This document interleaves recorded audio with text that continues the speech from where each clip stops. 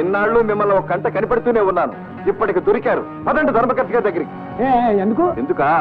Sanitary inspector గారు వచ్చి samples తీసుకుని వెళ్లేదాకా మీరు ఒక అడుగు కూడా కదలటానికి వెళ్ళలేదు.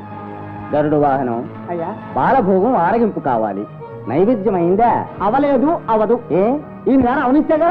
అదేమిటి బాబు, స్వామివారి కైంకర్యాలు యథావిధిగా జరగకపోతే దోషం కదూ? మీరు ఆగండి బాబు, ముందు వీళ్ళ కైంకర్య సంగతి తేలాలి. వీళ్ళు చేసే పాపాలు బయటపడాలి. ఏమిటి నాయన ఘర్షణ పడుతున్నారు? సమయానికి వచ్చారు. అసలు ఈ బజారుకు జారవేస్తున్నారు. కల్తీనెత్తో ప్రసాదం వండుతున్నారు. ఇన్ని ఘోరాలు జరుగుతున్నాయన్నమాట. ఇంకా ఎన్నో ఘోరాలు జరుగుతున్నాయి. వాటన్నిటికీ సాక్ష్యాలు ఉన్నాయి. మీకు కావాలంటే లిస్టు రాసిస్తాను. నా అజమాయిషీలో ఇలాంటి ఘోరాలు జరుగుతాయని కలలో కూడా అనుకోలేదు. కళ్ళెదిటే కనబడుతున్నాయిగా. శానిటరీ ఇన్స్పెక్టర్ గారు వచ్చి కల్తీని రుజువు చేస్తారు. ఆయన ఎప్పుడు వస్తాడో? బాలభోగం ఆలస్యం కాకూడదు. అది నిజం.